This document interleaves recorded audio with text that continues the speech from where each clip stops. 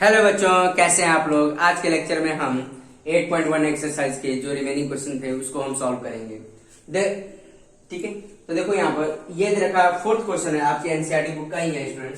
दे रखा है 15 cot A equal to 8। ठीक है, तो यहाँ पर देखो क्या दे रखा है, 15 cot A इक्वल टू 8 दे रखा है। तो cot A कितना हो जाएगा, cot A इक्वल टू 8/15। इतनी बात समझ में आ रही है स्टूडेंट, क्लियर है। तो अब यहाँ पे देखो, आपको पता होना चाहिए कि जो cot A होता है वो 10 का अपोजिट होता है। ठीक है, तो एक हम ट्रायंगल अगर डिजाइन कर रहे हैं, सपोज करो हम ट्रायंगल बना रहे हैं यहाँ पर, तो ध्यान दीजिएगा स्टूडेंट। अगर मान लो हमारे पास ये A है और ये B है और ये C है, ठीक है, ये एंगल 90 है, ये 90 है, तो ये क्या होगा, हाइपोटेन्यूज का काम करेगा। ठीक है, अब cot A क्या होता है, 10 का उल्टा। अब हमने पढ़ रखा है क्या होता है, पंडित बद्री प्रसाद हर हर बोले। तो ये क्या होता है, साइन थीटा। ये B/H तुम्हारा होता है cos थीटा और P/B tan थीटा होता है। ठीक है, tan थीटा। तो cot थीटा क्या हो जाएगा, cot थीटा हो जाएगा B/P। तो ये आपको पता है स्टूडेंट, B/P। इतनी बात समझ में आई। तो cot थीटा जो होगा, cot थीटा, और थीटा यहाँ पर क्या काम कर रहा है, A का काम कर रहा है। ये क्या A क्या काम कर रहा है, थीटा का काम कर रहा है। तो cot A जो होगा, cot A, B क्या होगा इस केस में, अगर मान लो ये A है तो B क्या होगा, बेस क्या होगा स्टूडेंट, AB हो जाएगा, AB। इतनी बात समझ में आया स्टूडेंट। cot A क्या होगा हमारा, cot A ये AB base divide by perpendicular, perpendicular मतलब BC। इतनी बात समझ में आ रही है स्टूडेंट, क्लियर है। आई थिंक सब बच्चों को समझ में आ रहा है। तो ये आई थिंक सब बच्चों को समझ में आया कि cot A हम क्या लिख सकते हैं। ठीक है, तो अब यहाँ पे देखो, जैसे ये हमने ट्रायंगल डिजाइन किया है, तो cot A क्या हो जाएगा, cot A इक्वल टू क्या हो जाएगा, this one AB divide by BC। इतनी बात समझ में आ रही है स्टूडेंट, क्लियर है। आप लिख सकते हैं क्या होगा, cot A base upon perpendicular. ठीक है, B/P। इतनी बात समझ में आ रही है स्टूडेंट। ये सब तो आप कर सकते हैं स्टूडेंट, क्लियर है। तो यहाँ पे देखिए स्टूडेंट, अब ये क्या है, रेशियो में है ना। ठीक है, तो रेशियो में तो हम इसको इससे भी इक्वेट कर सकते हैं। तो अब यहाँ पे देखो, इसको हम कुछ देर के लिए इक्वेशन 1 मान ले और इक्वेशन 2 मान ले। ये कहां से हमने देखा, ये तो हमें गिवन था, ये क्या था हमारे पास, गिवन था, और ये हमने क्या किया, ट्रायंगल डिजाइन करके हमने फाइंड आउट किया है। इतनी बात समझ में आ रही है स्टूडेंट, क्लियर है। ये भी cot A है, ये भी cot A है कि नहीं, अभी तो निकाला। तो दोनों को इक्वेट कर सकते हैं, तो क्या हो जाएगा फाइनली हमारे पास, देखो 8/15 और ये हो जाएगा AB/BC। ये हम क्या लिखते हैं, फ्रॉम इक्वेशन 1 एंड 2, इतनी बात समझ में आ रही है स्टूडेंट, क्लियर है। तो फ्रॉम इक्वेशन 1 एंड 2 से हमने लिख दिया। अब ये क्या है आपका, रेशियो में है, तो रेशियो में हम कॉमन मल्टीपल के साथ हम लिख सकते हैं। जैसे AB इक्वल टू क्या हो जाएगा, AB इक्वल टू 8x और BC इक्वल टू क्या हो जाएगा, BC इक्वल टू 15x हो जाएगा। x यहाँ पे क्या है, कॉमन मल्टीपल। तो कभी भी रेशियो में होता है तो हम ऐसे लिख सकते हैं। आप प्रीवियस क्लासेस में पढ़ रखे होंगे, ऐसे क्वेश्चंस को हम ऐसे लिखते हैं। ठीक है, इतनी बात समझ में आ रही है स्टूडेंट। तो AB हमारे पास कितना आ गया, AB देखो, AB हमारे पास 8x हो गया, और BC हमारे पास कितना हो गया, BC 15x हो गया। तो आपको पता है ये आपका जो ट्रायंगल है वो राइट एंगल ट्रायंगल है, तो हम पाइथागोरस थ्योरम यूज कर सकते हैं स्टूडेंट। ठीक है, तो अब यहाँ पे देखो, इन ट्रायंगल ABC, ठीक है, तो हाइपोटेनियस का स्क्वायर इक्वल टू क्या होता है, सम ऑफ द टू साइड का स्क्वायर, मतलब AC का स्क्वायर इक्वल टू AB का स्क्वायर प्लस BC का स्क्वायर, यही होगा क्योंकि ये राइट एंगल ट्रायंगल है। ठीक है, अब यहां पर इन ट्रायंगल ABC, अब ये लिख सकते हैं right angle at B, right angle at B, ऐसे भी लिखा जा सकता है। राइट RT का मतलब राइट, ठीक है, RT का मतलब राइट एंगल एट B। ठीक है, नहीं तो ऐसे भी लिख सकते हैं, राइट एंगल B। इतनी बात समझ में आ रही, क्लियर है। तो अब यहाँ पे देखो AC की वैल्यू निकाले, तो AC का स्क्वायर, अब यहाँ पे AB हमारे पास क्या निकला, AB हमारे पास 8x का स्क्वायर, और BC हमारे क्या है 15x का स्क्वायर। ये x की जगह कुछ भी ले सकते हैं, k लिख सकते हैं, m ले सकते हैं, कॉमन मल्टीपल होता है ये। तो ये कितना हो जाएगा AC का स्क्वायर इक्वल टू ये कितना हो जाएगा 64x स्क्वायर और ये 225x का स्क्वायर। तो अब इसको सम करो स्टूडेंट, तो ये कितना आ जाएगा आपका, इसको इससे करोगे तो AC का स्क्वायर इक्वल टू कितना 289x का स्क्वायर। तो AC इक्वल टू कितना हो जाएगा अंडर रूट 289x का स्क्वायर।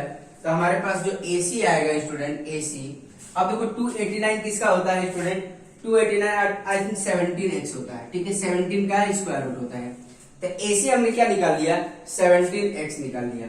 अब देखो हमारा तीनों साइड पता चल गया, तो कोई भी ट्रिग्नोमेट्रिक रेशियो फाइंड आउट कर सकते हैं। तो ठीक है स्टूडेंट कर लेते हैं। तो जो हमें फाइंड आउट करना है करेंगे। अब क्या हमें बताना sine A and cos A।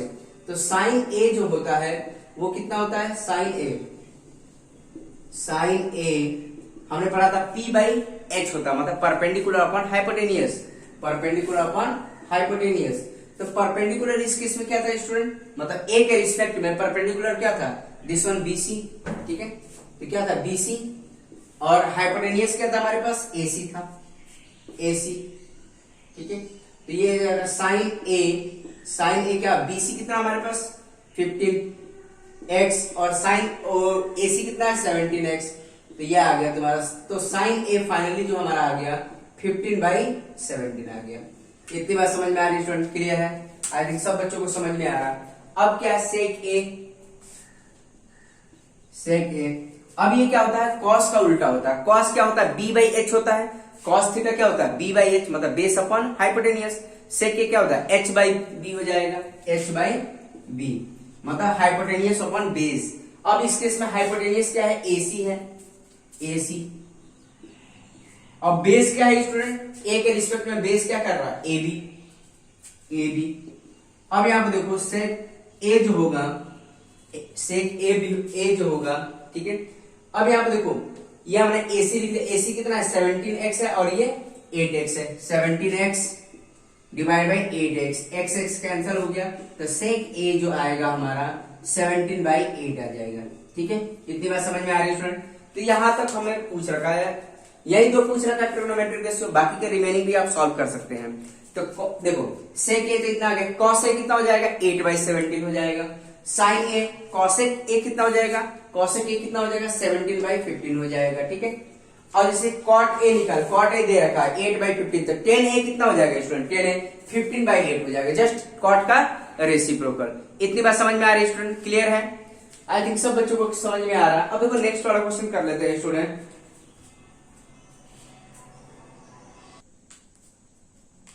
तो नेक्स्ट ये फिफ्थ वाला क्वेश्चन देख कर लेते हैं स्टूडेंट, सेम उसी तरह करना है, इसको भी आप खुद से भी सॉल्व कर सकते हैं स्टूडेंट। ये दे रखा है sec theta, calculate all the trigonometric ratio बताना है।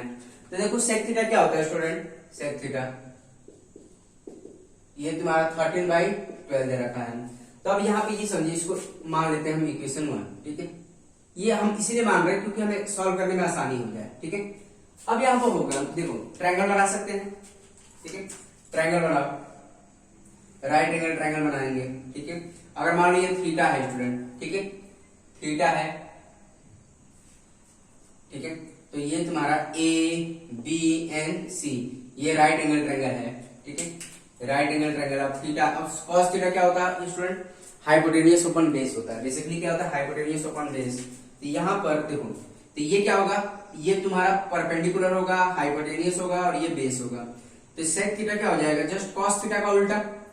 कॉस थीटा क्या होता है बेस अपॉन हाइपोटेनियस, तो कॉस सेक थीटा क्या हो जाएगा H/B। तो ये जो सेक थीटा होगा, H कितना हमारे पास, H ये AC है, AC, और B क्या है AB है। इतनी बात समझ में आ रही है, इसको सेकंड इक्वेशन मान लो। तो देखो ये भी सेक थीटा, ये भी सेक थीटा, दोनों को इक्वेट कर लेंगे फ्रॉम 1 and 2, ठीक है। तो क्या हो जाएगा, this one AC AB equal to 13/12। इतनी बात समझ में आ रही है। ये क्या लिखा from equation 1 and 2, from equation 1 and 2। इतनी बात समझ में आ रही है स्टूडेंट, क्लियर है। तो अब इसको देखो रेशियो में है तो कॉमन मल्टीपल के फॉर्म में लिख सकते हैं। AC इक्वल टू कितना आ जाएगा, AC इक्वल टू 13 के मान सकते हैं, एंड AB इक्वल टू कितना आ जाएगा, AB इक्वल टू 12 के, वेयर के इसका कॉमन मल्टीपल, ठीक है। इतनी बात समझते। एसी की वैल्यू कितनी आ गई स्टूडेंट, एसी हमारे पास कितना आ गया 13 आ गया, मतलब हाइपोटेन्यूज 13 के आ गया, ठीक है। और ए बी कितना आ गया, बेस जो हमारा आया कितना है 12 के आ गया, क्लियर है। तो वन साइड और रिमेनिंग निकालनी पड़ेगी, एक साइड और निकालनी पड़ेगी, कौन सी, तुम्हारा बीसी निकालना पड़ेगा, क्योंकि साइड एंड ट्रिग्नोमेट्रिक रेशियो बताना है। तो हम कह सकते हैं इन ट्रायंगल, देखो in triangle A B C, right angle किस पर, राइट एंगल एट बी है, ठीक है, राइट एंगल एट बी, ठीक है। अब यहाँ पे देखो पाइथागोरस थ्योरम यूज कर सकते हैं स्टूडेंट, मतलब AC का स्क्वायर इक्वल टू क्या होगा, AB का स्क्वायर प्लस BC का square by using Pythagoras theorem, clear है। तो AC कितना है 13 K का स्क्वायर, AB कितना है स्टूडेंट 12 K का स्क्वायर प्लस BC का स्क्वायर, ठीक है। तो ये कितना 169 K का स्क्वायर, और ये कितना 144 K का स्क्वायर प्लस BC का स्क्वायर, तो इसको उधर लेके जाओ, तो 169 K का स्क्वायर माइनस 144 K का स्क्वायर इक्वल टू BC का स्क्वायर। इतनी बात समझ में आ रही है स्टूडेंट, क्लियर है। तो अब यहाँ पे देखो ये क्या होगा 169 K और 144 कितना 25 K स्क्वायर देगा, ठीक है, इक्वल टू BC का स्क्वायर। तो BC इक्वल टू कितना आ जाएगा, BC इक्वल टू 5K, ठीक है।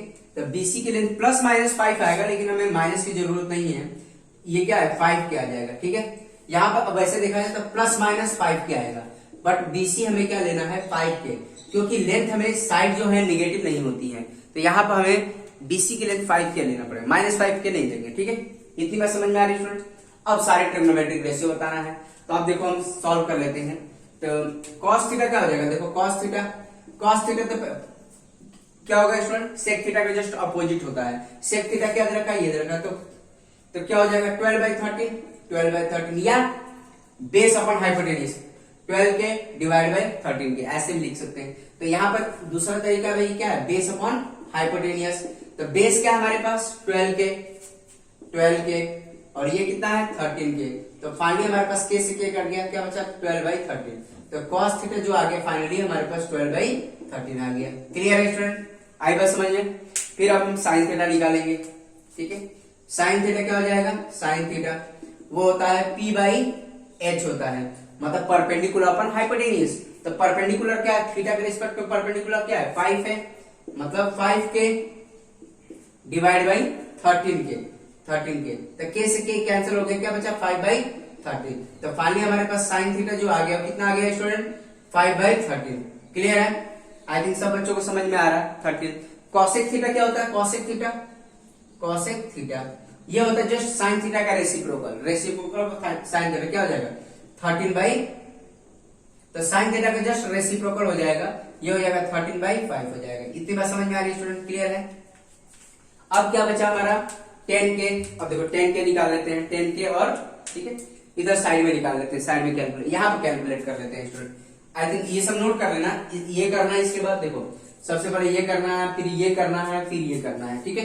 इतनी बात समझ में आ रही है स्टूडेंट। इसके बाद ये करना, इसको इस सिस्टमेटिक वे से करिएगा स्टूडेंट, ठीक है। अब देखो नेक्स्ट इसको हमें क्या करना, टेन थीटा क्या होता है परपेंडिकुलर अपॉन बेस होता है, मतलब this one divide by this one, perpendicular ये है, बेस ये है, तो ये क्या हो जाएगा 5K डिवाइड बाय 12, मतलब 5/12। के से के कैंसिल हो जाएगा ना, के से के, तो टेन थीटा बेसिकली कितना आया 5/12 आ गया, क्लियर है स्टूडेंट। सारे ट्रिग्नोमेट्रिक रेशियो बताना है। फिर कॉट थीटा जो होगा, कॉट थीटा कितना हो जाएगा, कॉट थीटा क्या होता है जस्ट टेन थीटा का रेसिप्रोकल होता है, मतलब क्या हो जाएगा 12/5 हो जाएगा। इतनी बात समझ में आ रही है स्टूडेंट, क्लियर है। तो सारे ट्रिग्नोमेट्रिक रेशियो हमने फाइंड आउट कर लिया, क्योंकि ये तो हमें ऑलरेडी दे रखा था, ठीक है। फिर हमने क्या फाइंड आउट कर लिया, कॉस थीटा फाइंड आउट कर लिया, फिर साइन थीटा, फिर कॉसेक थीटा, फिर tan theta and cot theta find out कर लिया। आई थिंक सब बच्चों को समझ में आ रहा है, ठीक है स्टूडेंट। और भी एक दो क्वेश्चन देख लेते हैं।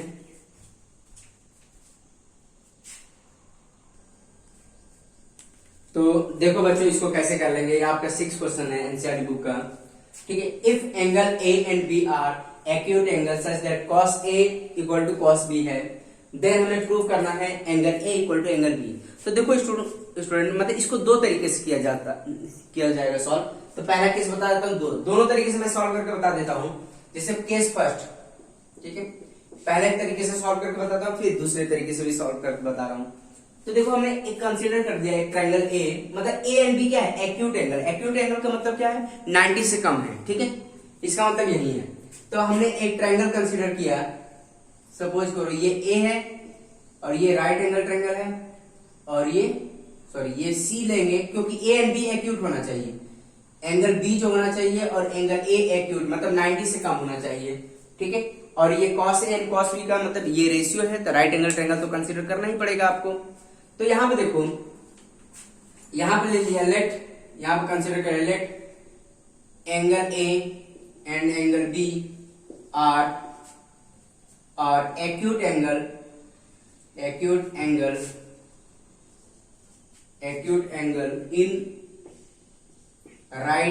इन राइट ट्रायंगल ACB, ठीक है, इन राइट ट्रायंगल ACB। तो हमने ए और बी को एक्यूट एंगल कंसीडर कर लिया। अब क्या काम करेंगे, देखो क्या गिवन है, cos A, देखो यहां पे देखो cos A एंड cos B इक्वल गिवन है, तो cos A निकालेंगे पहले। cos A क्या होता है, बेस अपॉन हाइपोटेनियस, ठीक है, बेस अपॉन हाइपोटेनियस होता है। बेस क्या है हमारे यहाँ पर, देखो ए के रिस्पेक्ट में देख रहे हैं स्टूडेंट, ए के रिस्पेक्ट में, तो बेस क्या होगा यहाँ पर AC, हाइपोटेनियस क्या होगा AB, ठीक है। तो finally cos A equal to कितना आ गया student, cos A equal to AC divide by AB। इतनी बात समझ में आ रही है स्टूडेंट, क्लियर है, ठीक है। cos B निकालेंगे, cos B।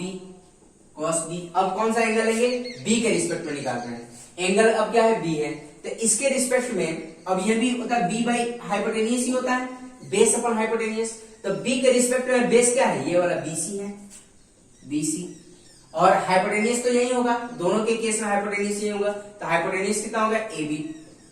तो फाइनली हमारे पास क्या आ गया student, cos angle B equal to कितना हो गया, BC डिवाइड बाई AB। इतनी बात समझ में आ रही है स्टूडेंट, क्लियर है, आई थिंक सब बच्चों को समझ में आ रहा है। तो cos B कितना हो गया तुम्हारा, ठीक है। तो अब यहाँ पे दे रखा है cos A एंड cos B आपस में इक्वल दे रखा है student, cos A equal to cos B आपस में इक्वल दे रखा है। तो cos A की वैल्यू कितना निकाला हमने, AC divide by AB, clear है।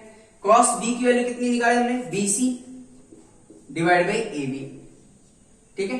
अब यहाँ पे ध्यान दो, AB और AB आपस में इक्वल था, कैंसल आउट हो जाएगा स्टूडेंट, क्लियर है। तो ये कैंसल आउट हो जाएगा, देखो तो ये समझ में आया कि नहीं आया आपको, AB देखो ये कैंसल आउट हो गया, तो क्या बचा, AC इक्वल टू BC, ठीक है। AC इक्वल टू BC का मतलब this one equal to this one, ठीक है, मतलब AC और BC आपस में क्या है, इक्वल है। इतनी बात समझ में आई। अब ने 9th क्लास में पढ़ रखा था, किसी भी ट्रायंगल में दो साइड इक्वल हो तो वो कौन सा ट्रायंगल होता है, आइसोसेलेस ट्रायंगल होता है। और आइसोसेलेस ट्रायंगल की प्रॉपर्टी आपको पता है, आइसोसेलेस ट्रायंगल की प्रॉपर्टी जो होगी, तो एंगल A इक्वल टू क्या हो जाएगा, angle A equal to angle B। तो फाइनली हमारे पास क्या हो जाएगा, therefore angle A equal to angle B। क्या लिखेंगे, angle opposite to equal sides are equal, angle क्या लिखेंगे, angle opposite to equal sides are equal. इतनी बात समझ में आ रही है स्टूडेंट। अगर मान लो कोई साइड अपोजिट है तो उसके साइड अपोजिट एंगल भी आपस में इक्वल होते हैं, मतलब this one equal to this one है तो this one angle equal to this one हो जाएगा, या इसका कन्वर्ज भी होता है, अगर अपोजिट एंगल इक्वल है तो साइड अपोजिट टू एंगल्स हो जाएंगे, ठीक है। मतलब angle opposite to equal sides are equal, या अपोजिट, देखो side opposite to angle are side are equal, मतलब side opposite to equal angles are equal, just दोनों, ये प्रॉपर्टी होती है आइसोसेलेस ट्रायंगल में। क्लियर है स्टूडेंट। तो हमारा फाइनली प्रूफ हो गया angle A equal to angle B, finally हमारे पास ये हो गया हिंस प्रूफ। क्लियर है, यही तो हमें प्रूफ करना था स्टूडेंट, क्लियर है। अब देखो अगर मान लो जो स्टूडेंट सोच रहे हैं कि मतलब इस ट्रायंगल, हमें दो ट्रायंगल लेके हमें प्रूव करना चाहिए, तो देखो दो ट्रायंगल लेके भी हम प्रूव कर सकते हैं, लेकिन थोड़ा सा लेंथी प्रोसेस है, ठीक है, वैसे भी किया जा सकता है। तो देखो मैं बता देता हूँ स्टूडेंट उस तरीके से कैसे प्रूव करेंगे। तो ये केस वन आई थिंक सबको समझ में आ गया, और ये आसान भी है, और दूसरा वाला केस थोड़ा सा लेंथी है, तो देखो वो भी करके देख लेते हैं स्टूडेंट। चलो इसको मिटा देते हैं, ठीक है, उसको फिर सॉल्व करते हैं।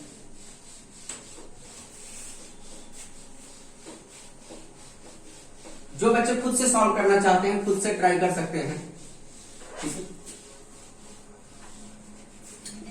तो उस वाले केस में क्या हम दो ट्रायंगल कंसीडर कर लेंगे स्टूडेंट, ठीक है, दो ट्रायंगल कंसीडर करके हम सॉल्व कर लेंगे, ठीक है।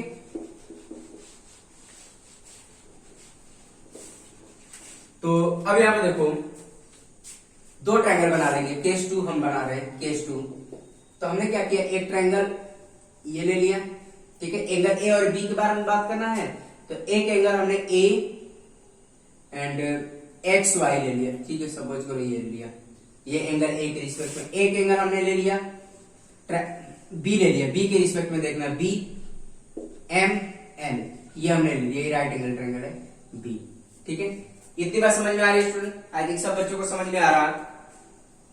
अब क्या लिख लेंगे, let A angle A belongs to, लिख लेंगे लेट एंगल ए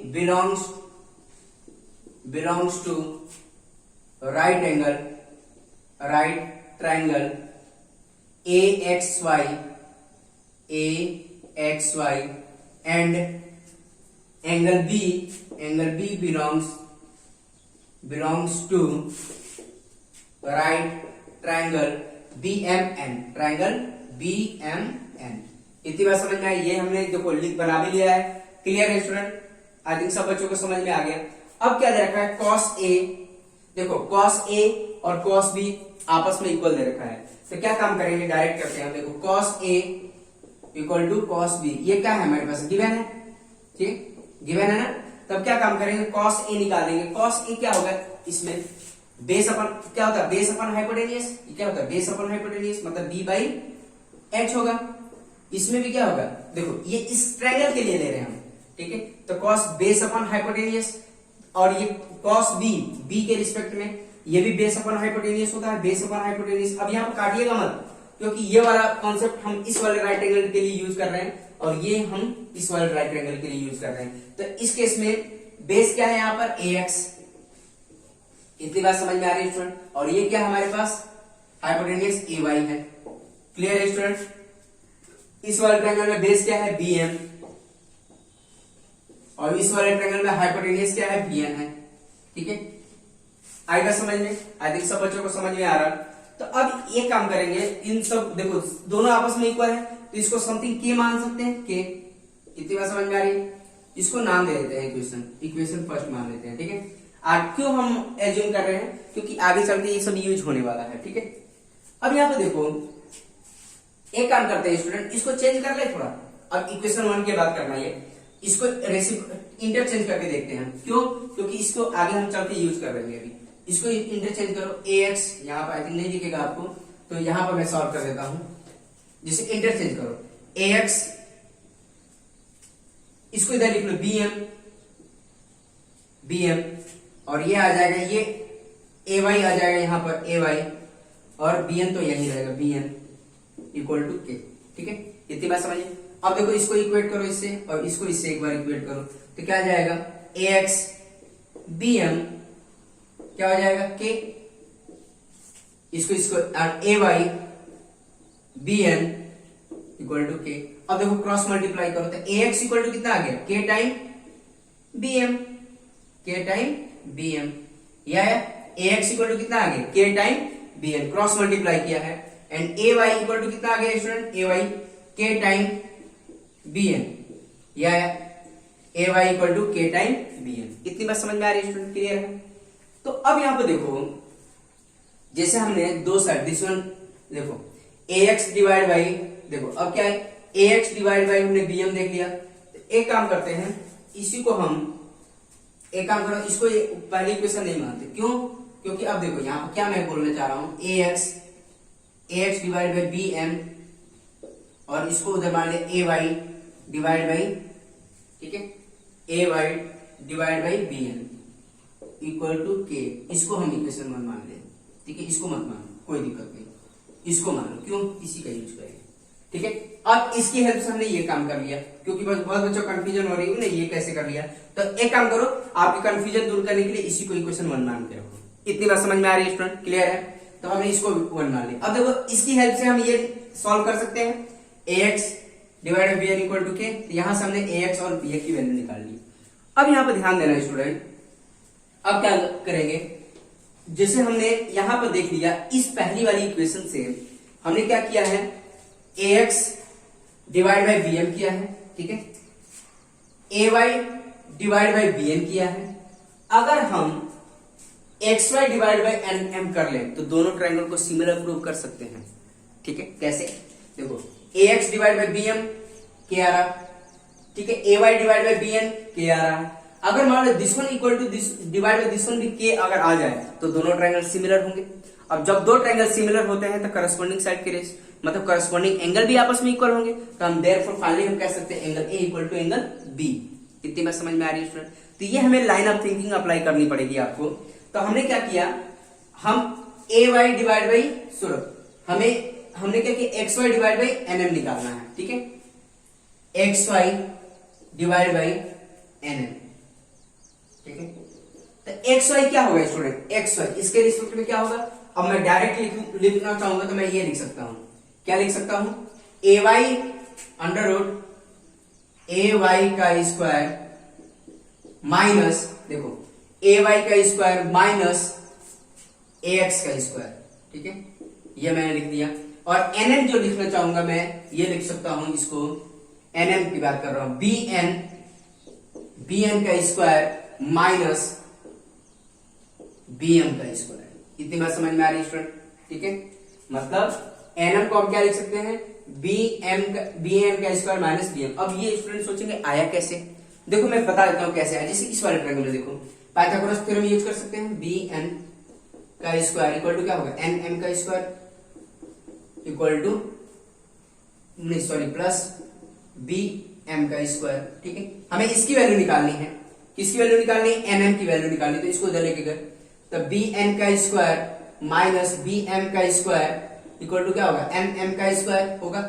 तो अब देखो इसका स्क्वायर हटाएंगे तो ये अंडर रूट में चला जाएगा, तो क्या आएगा, बी एन का स्क्वायर माइनस बी एम का स्क्वायर और ये क्या बनेगा, एन एम, ठीक है। तो एन एम हमने क्या लिखा, देखो यही लिखा है बी एन का स्क्वायर माइनस बी एम, तो ये हमारा एन है, तो ये मैंने डायरेक्ट लिख दिया यहाँ पर। तो आई थिंक बच्चों को कंफ्यूजन नहीं होनी चाहिए।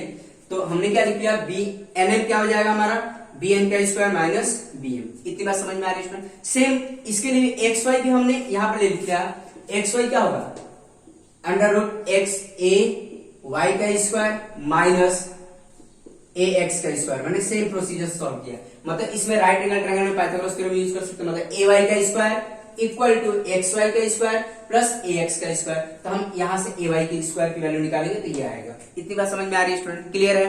तो यहां से हमने सॉल्व किया इसको, ठीक है। तो कंफ्यूजन नहीं होनी चाहिए आपको, यहां सब देख के सॉल्व कर सकते हैं, ठीक है, राइट एंगल ट्रायंगल यूज कर। अब यहाँ पे देखो स्टूडेंट, अब इसको आई थिंक बच्चों को समझ में आ गया होगा। अब इसको मैं हटा सकता हूं, ठीक है, तो इसको मैं यहां से रिमूव कर दे रहा हूं। तो आई थिंक सब बच्चों को समझ में आ गया। पेपर में आप रफ वर्क में मतलब पेपर में आप सॉल्व कर लीजिएगा ये सब चीजें। अब यहाँ पे देखो नेक्स्ट, अब क्या काम करेंगे। अब यहाँ पे देखो ए वाई कितना हमारे पास, ए वाई, ठीक है, ए एक्स कितना है, ए एक्स हमारे पास के टाइम बी एम का, और ए वाई हमारे पास कितना, हमारे पास के टाइम बी एम। तो यहाँ पे देखो student X Y divide by N M. अब यहाँ पे देखो ध्यान से, अब देखो ए वाई हमारे पास कितना है, के टाइम बी एन का स्क्वायर, यही है, के टाइम बी एन का स्क्वायर, यही है स्टूडेंट, क्लियर है। एंड ए एक्स कितना है, के टाइम बी एन का स्क्वायर। ए एक्स की जगह क्या पुट करेंगे, के टाइम बी एम का स्क्वायर। इतनी बात समझ में आ रही है स्टूडेंट, ठीक है। फिर अब क्या, अंडर रूट इसको ऐसे ही रहने दो, बी एन का स्क्वायर माइनस बी एम का स्क्वायर, क्लियर है। तो एक्स वाई और ये एन एम। अब यहां पर ध्यान दो स्टूडेंट, तो ये क्या देगा हमारे पास, ये देखो ये क्या होगा, के का स्क्वायर बी एन का स्क्वायर माइनस के का स्क्वायर फिर बी एम का स्क्वायर डिवाइड बाई ये क्या है, बी एन का स्क्वायर माइनस बी एम का स्क्वायर, ठीक है। तो X Y divide by N M. तो यहां पर हमें क्या मिलेगा, देखो के स्क्वायर बाहर निकालेंगे इसको, क्लियर है। तो बाहर इसको कॉमन निकालेंगे तो के स्क्वायर बाहर निकलेगा तो क्या बचेगा, के बचेगा स्टूडेंट, क्लियर है, के बचेगा। ये क्या बच गया, बी एन का स्क्वायर ऐसे रहने दिया माइनस बी एम का स्क्वायर डिवाइडेड बाई ये यही बचा बी एन का स्क्वायर माइनस बी एम का स्क्वायर। क्लियर है? तब यहाँ पे देखो दोनों इक्वल आ रहे हैं, ये भी इक्वल आ रहा है, ये भी अंडर रूट में है, ये भी अंडर रूट में है, तो ये फाइनली कैंसल आउट हो जाएगा स्टूडेंट, मतलब ये कैंसल हो गया। तो क्या बचा X Y divide by N M equal to K बचा। इतनी बात समझ में आ रही है स्टूडेंट? ये हमने सेकंड इक्वेशन बना ली। तब यहाँ पर हमने ये देखा कि देखो यहाँ पर A X divide by B M, A X divide by A Y divide by B M, and हमने ये भी प्रूव कर दिया X Y divide by N M, ये आपस में ये भी के है, मतलब सारे रेशियो प्रोपोर्शनल में है। तो हम कह सकते हैं फ्रॉम इक्वेशन 1 एंड 2, तो 1 एंड 2 के हेल्प से हम कह सकते हैं ये और ये आपस में इक्वल लिख सकते हैं, इक्वल टू के। तो हमने यहां पर लिख दिया A X divide by B M, A Y divide by B N equal to X Y divide by N M equal to क्या है, के आ रहा। ठीक है, इतनी बात समझ में आ रही? सारे रेशियो प्रोपोर्शनल आ चुके हैं। तो हम कह सकते हैं triangle B X Y similar to triangle B M N by कौन सी criteria, by triple S similarity test. तो हम कह सकते हैं therefore triangle B A X Y similar to triangle, similar का ये सिंबल से, जो बच्चे ट्रायंगल चैप्टर नहीं पढ़े हैं तो समझ लें कि ये सिमिलर की क्राइटेरिया, कॉन्ग्रुएंट का मतलब ये होता था। ठीक है, और ये सिमिलर का, तो सिमिलर चैप्टर ट्रायंगल में पढ़ेंगे। जो बच्चे नहीं आता है तो अभी के लिए थोड़ा सा समझ लें। ठीक है, similar to triangle B M N, triangle B M N कौन से क्राइटेरिया से, by a test of similarity, by my triple S तीनों side proportional, by S S test of similarity. इतनी बात समझ में आ रही है स्टूडेंट? तो आपको ये पता होना चाहिए जब भी दो ट्रायंगल सिमिलर होते हैं तो करस्पॉन्डिंग एंगल भी आपस में इक्वल होता है। तो देयरफॉर फाइनली हम कह सकते हैं angle A equal to angle B हो गया आपस में इक्वल। ठीक है, क्या लिख देंगे, करस्पॉन्डिंग एंगल्स आर इक्वल। ठीक है, यहां पर लिख सकते हैं corresponding angles of two similar triangle are equal. इतनी बात समझ में हो गया प्रूफ, यही हमें करना था स्टूडेंट। आई थिंक सब बच्चों को समझ में आ गया होगा, लेकिन थोड़ा सा ये लेंथी प्रोसेस था। ठीक है स्टूडेंट, तो देखो मैं कुछ क्वेश्चंस लिख देता हूं आपकी प्रैक्टिस के लिए, आप उसकी प्रैक्टिस करिए स्टूडेंट। ठीक है,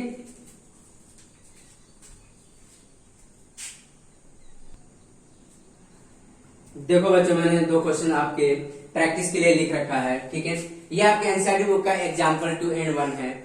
ये दे रखा है if angle A and Q, angle B and Q are acute angle such that sine B, तो प्रीवियस वाला जो क्वेश्चन किया था उसमें क्या था, cos A एंड cos B था, यहाँ पर sin B and sin Q है। इतनी बात समझ में आ रही है स्टूडेंट? तो then prove that B and Q आपस में क्या है, इक्वल है। तो मैंने दो मेथड बताए हैं, केस 1 और केस 2 के, दोनों में से कोई भी एक मेथड यूज करके सॉल्व कर सकते हैं स्टूडेंट। क्लियर है?